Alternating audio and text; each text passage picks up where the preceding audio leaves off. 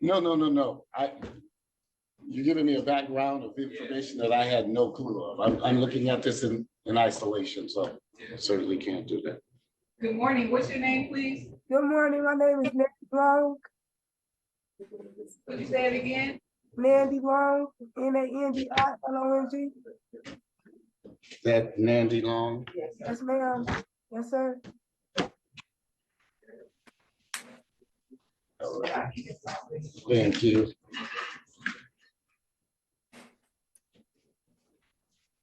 Ms. Long? Yes, sir. State your full name, please, for the record. Nandy Talia Nakia Long. All right. Ms. Long, you have case number 23060480001. The People versus Nandi, Nandi. Last name is strike that. Middle name is TALIGAHNIKYA. Last name is Long, LONG. Ms. Long, you're charged with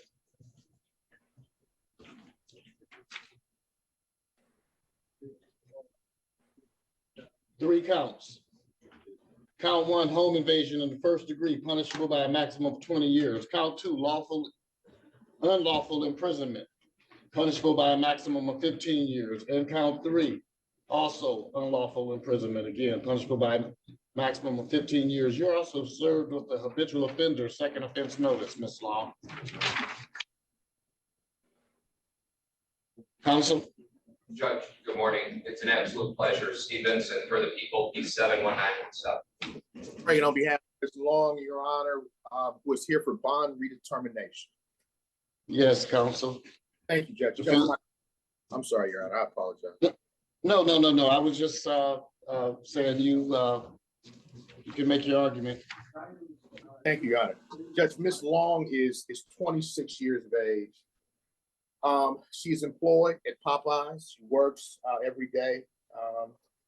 Judge, obviously she has the two children, which are currently now in foster care, and they have a current guardian, which relates to the case that we have before us. Judge, it's alleged that my client, was given permission, I guess, after talking with the guardian to actually come and see the kids now. I don't know what other order there is in place, but I'm assuming that the order is for her not to have contact with the kids either alone or either at all, Judge. I don't know what the order says, but regardless of that, the allegations of that, a client came over to the residence, the door was open, and she went in to try to see the kids, wanted to see the kids. I know she's a mother, and she loves her kids, Judge, but I don't know what the orders say now, and I don't know about a second person. They talk about a second person, a male. Nobody there. Oh, it's long. Hold on. We don't talk. So I don't know about a second person, Judge, whatsoever that they talk about. I do know that we have certain rules that we have to go by, and in terms of how we have to conduct ourselves, especially when there are court orders in place. Now, I don't know, about what the order said again, but I will point out that Brother Counsel is going to point out that back in October. Well, you can let Brother Counsel make his own argument. Well, I am, Judge, but I kind of know how Brother Counsel is going to do. There was a custodial interference case that Ms. Long had. And Judge, all of these cases, center around children and her love for her children. Now, is she a danger to the community? I don't think so. I think that maybe she's passionate about being a mother. Now, unfortunately, there was some circumstances that allowed her kids to be taken out of her custody. Now, and that's something she has to work on. But in this case, her bond is $500,000 with a GPS tethered home confinement. I'm asking the court judge to reduce it, and even put maybe a tether on her so that she's restricted. So she can't go to certain places, and we have to monitor where she is. So if she does leave out of a certain area or go a certain place, the tether will go off. She can't go to where the children are, and that's just what it is. So I'm asking for reduction in bond at this time. Counsel, before further counsel speaks, Yes, she sir. has an habitual offender charge, Correct. and that is kidnapping. Is that her child? Custodial, that's out in Sixth Circuit, Judge. Custodial Understand. children. Correct, Judge. And I'm just saying the quote unquote victim in that case is her child. That is my understanding. That is correct, John. Okay. Counsel. All right, Judge, let's clear up some things again. So that conviction that brother counsel was just talking about, the kidnapping custodial interference out of Oakland. This defendant ended up pleading to that October 24th of this year. She has sentencing January 30th of 2024. So she's on bond right now awaiting sentencing for that January date. There was actually a pretrial that was supposed to be held in that case the day before this incident. Defendant failed to appear. Because I didn't know I had court. I didn't know I had court. So what we're gonna do, we cannot bond, we cannot talk to court. Okay. Please remain silent. So much, ma'am. Ma'am, let me help you understand something. You have an attorney who is going to speak for you. Okay. If you keep blurting out and you say something that can hurt your case because you're not trained in the law, are you trained in the law? No. All right, then I suggest that you listen to your attorney and you remain quiet, because if you say something that I hear that goes against you, it will be used against you. Okay. Thank you, Judge. Bench warrant out for her arrest out of Oakland for the failure to appear case. Now, let's get to what Mr. Reagan did talk about, because there's a family court case going on, a custodial case. So the Honorable Judge Kavanaugh over in Circuit Court in Oakland, 8 days before this incident, ended up issuing an order. In that order, and I want to get this right, Judge, specified that the defendant was not to have custody of the children. This is why. Due to her presenting a substantial risk of harm to the children's life, physical health, and well-being. That was an order that was signed by Judge Kavanaugh December 4th, 2023. This incident, Judge, takes place 9 days later. So we have her on bond for the one case. We have an order that says she's not fit to be with these two kids. Let's get to the allegations here. And Mr. Reagan knows how much I appreciate him and respect him for the way that he goes about attacking these cases. But this whole idea of permission to see the kids, that's the proverbial slinging something on the wall and seeing if it'll stick. Because there was no permission whatsoever, Judge. And I think everybody knows that there's a guardian for these two kids. That guardian, after a substantial amount of talk with this defendant, allowed the defendant to come and drop something off at the front door. This defendant comes with another individual, knocks on the door repeatedly. Finally, the door is left open by the guardian. They push their way in. And guess what happens when they push their way in? Push grandmother aside, take the two kids. They take the two kids. The defendant takes the two kids. The two kids that Judge Kavanaugh had said you can't be with, the two kids that had to do with that kidnapping case over in Oakland County, she takes the two kids. The police end up tracking the defendant down, as well as the other individual that was involved in this situation. That individual, the other individual, he has a gun. Police see him with a gun.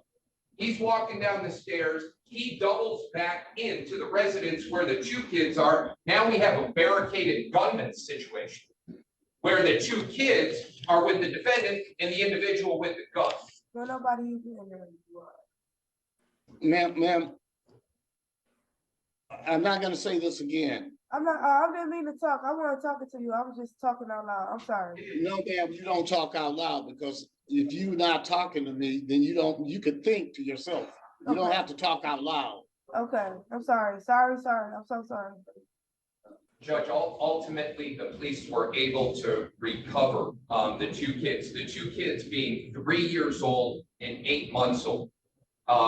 They took those two kids. The defendant was arrested, Judge. She's here before you today. And Your Honor, I know you can appreciate this. This was my case in Ravens. I asked for $500,000. I got $500,000. I think it was in front of the Honorable Magistrate Ramsey Heath. And she appreciated what was going on. Not to say Your Honor will or won't, but I kind of just wanted to put this all into context. She's not supposed to be with those kids. And she ended up taking those kids once again after a judge issued an order that said she wasn't fit. And she takes them. So those kids, Judge, she's a danger to those two kids.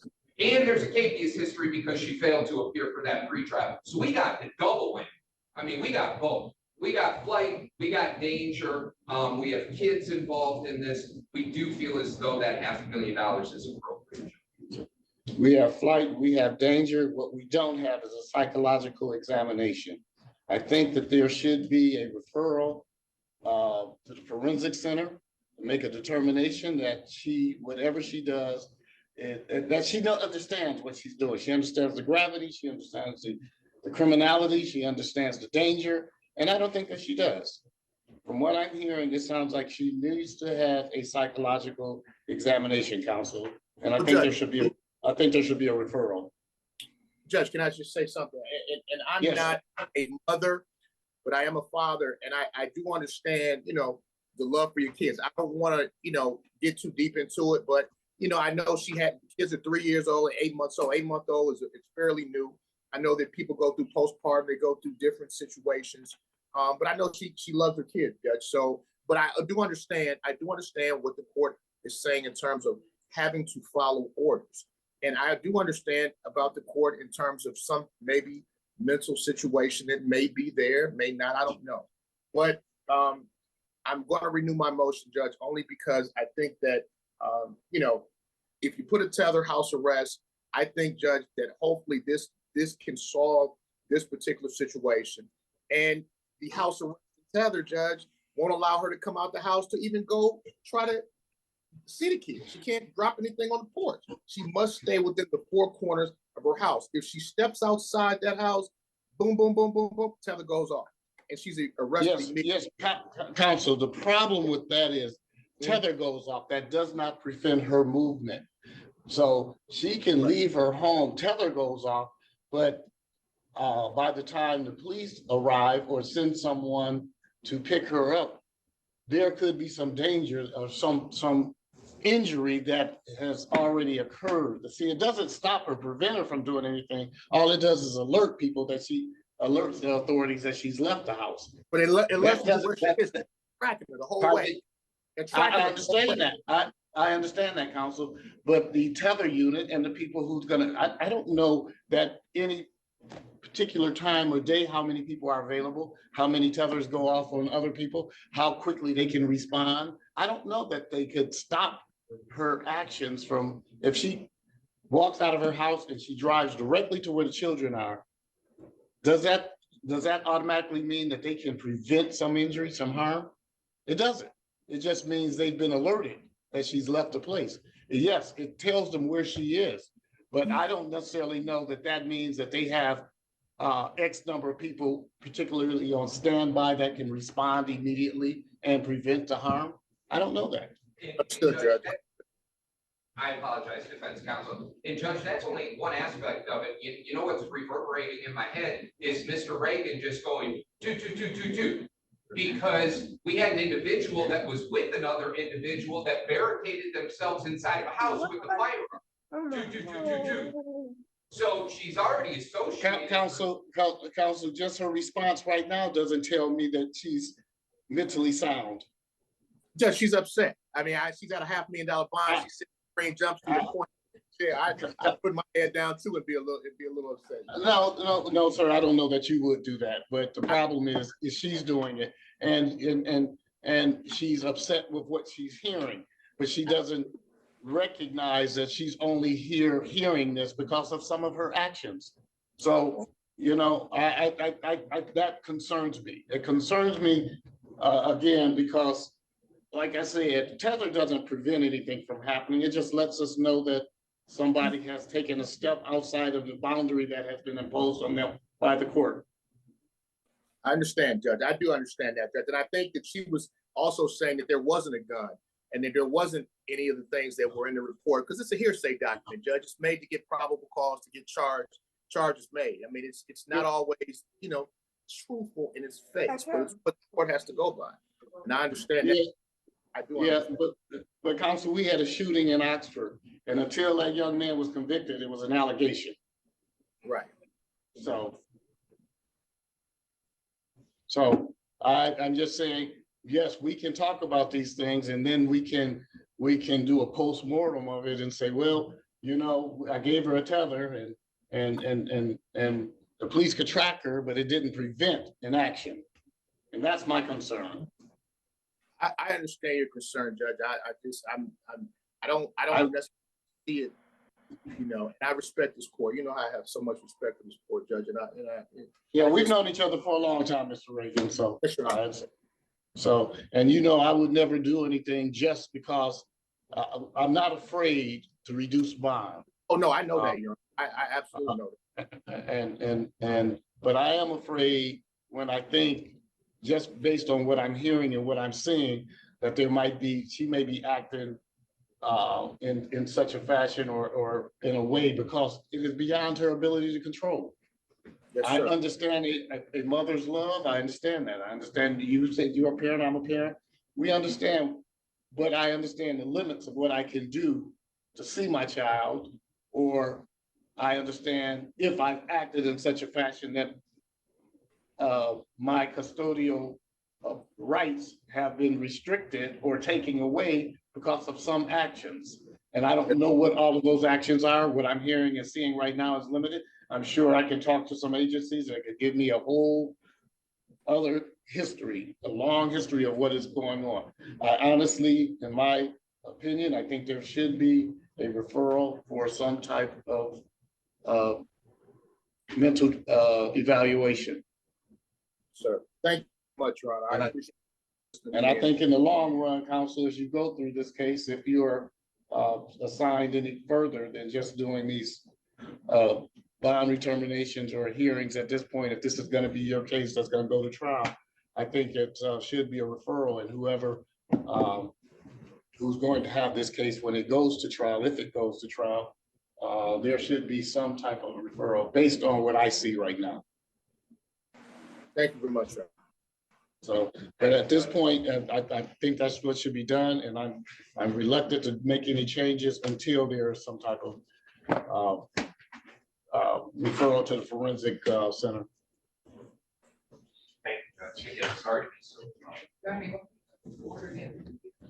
I think the attorneys need to ask for it, but so. Gotcha. Okay.